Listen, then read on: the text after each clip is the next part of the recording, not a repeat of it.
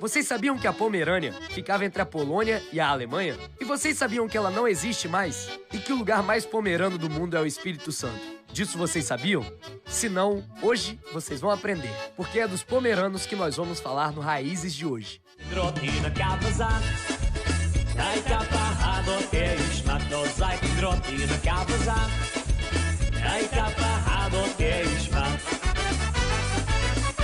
Roda canela, biquiva, patela, patita, bombita, chastuda e vatica, caplão, viniti, manda, ponto, inimigo, feito, vinho, basta, fiz, mochar.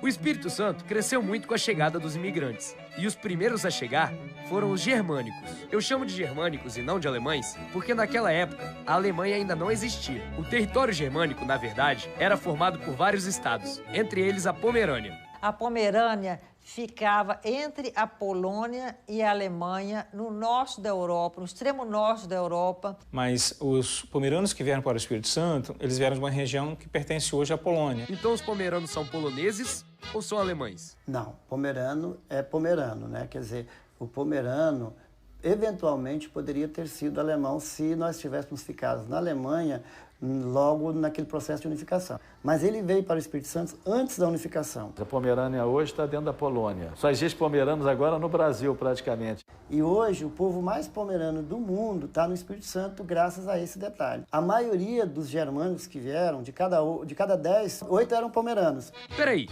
explica isso melhor, por favor.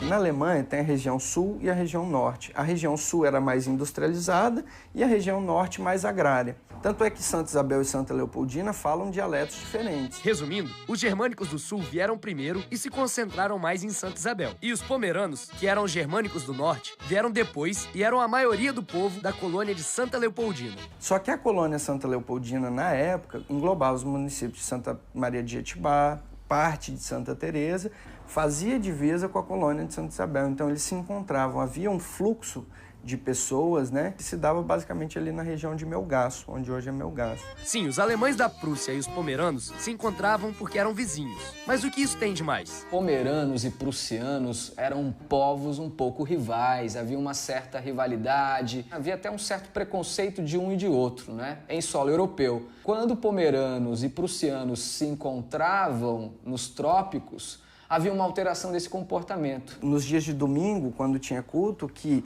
os colonos eles saíam dos seus lotes e iam conviver em comunidade, iam para as vendas, iam para as igrejas. Na missa de domingo começaram a se encontrar. E nessas igrejas eles tinham ali os seus momentos de sociabilidade, como a gente fala, né? E reza a lenda que os prussianos costumavam ter mais filhos homens e os pomeranos mais filhos mulheres, aquelas mulheres louras, né, de pele mais clara, e que os filhos desses casamentos acabavam pomeranizando, né, acabavam tornando mais pomeranos esses prussianos. Então, no Espírito Santo, houve um processo, digamos assim, o contrário. Houve uma unificação pomerana, entre aspas. Quem não era pomerano, casou-se com pomerano e acabou sendo pomerano. Pois é, basicamente, essa é a história da minha família. Porque meu bisavô galego, que veio da Prússia para morar em Santa Isabel, conheceu e se casou com minha avó Berta, uma pomerana bem animada, que tratou de pomeranizar, entre aspas, a nossa família. Mas eu termino de contar essa história no próximo bloco. O meu bisavô galego se casou com uma pomerana, a vovó Berta. Ela nasceu aqui, mas o pai dela, assim como os outros imigrantes europeus, veio atrás de terra. Boa parte das famílias pomeranas que vieram para o Espírito Santo vieram em decorrência mesmo de crise no campo, crise na agricultura e por conta das guerras. Ou eles fugiam ou eles se misturavam. Então a fome e as guerras alimentaram a esperança de terem um futuro melhor nos trópicos. Pois é, o pai da vovó Berta veio atrás de terra, mas o que ele encontrou por aqui foram muitas dificuldades. Na Pomerânia era planície. Aqui eles recebiam uma terra no meio do mato. Sem escola, sem um acompanhamento técnico, sem um acompanhamento cultural. Eles não imaginavam que não tinha estrada, não tinha médico, que não tinha nada. E muitos deles afirmaram que eles se arrependeram de ter vindo. E aí começaram a desbravar. Como assim começaram a desbravar? Foram aprendendo a plantar, foram se aclimatizando, foram se acostumando. Como todos vinham em situação de dificuldades, eles se juntavam para resolver os problemas de cada um. tanto para construir uma casa como para enterrar uma pessoa, para fazer uma mudança. E depois de um certo tempo também, no espaço ou na colônia se criavam elos de ligação com outras famílias. Os anos vão passando e já veio uma segunda geração, uma terceira geração. E o número de capixabas pomeranos foi só crescendo. Tanto que hoje tem pomeranos não só nas regiões que faziam parte da colônia de Santa Leopoldina.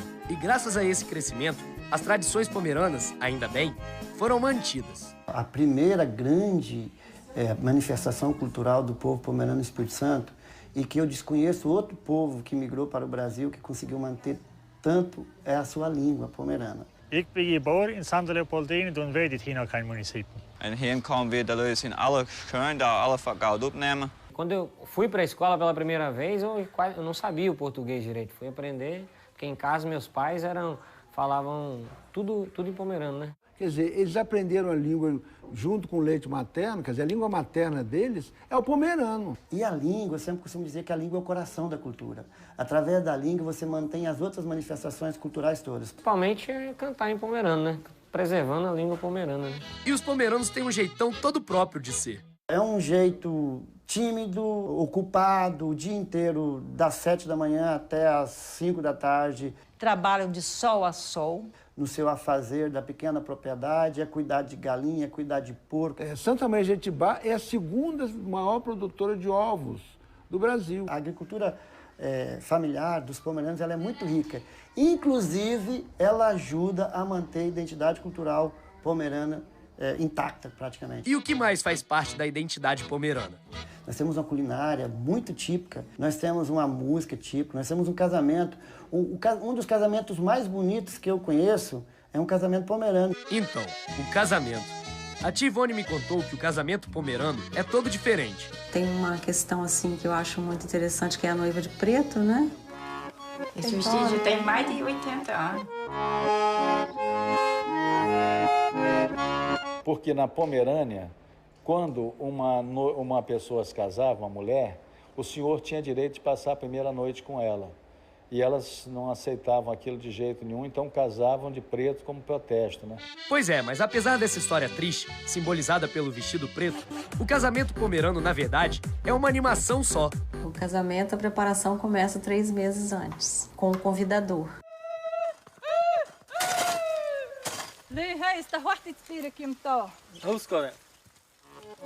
O convidador, ele leva uma garrafa de gengibre e ele vai de casa em casa convidando. A família para o que está fazendo, vem todo mundo para a sala para assistir o convite.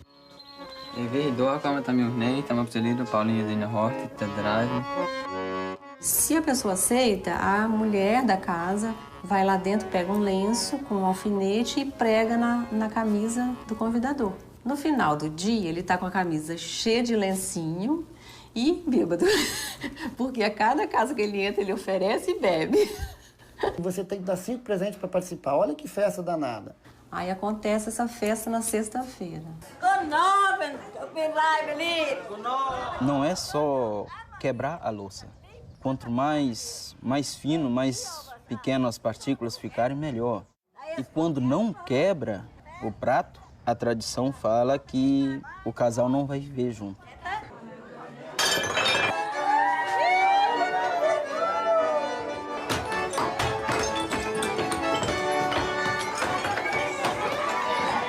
No sábado acontece o casamento. Normalmente é pela manhã e depois lá dentro tem um baile.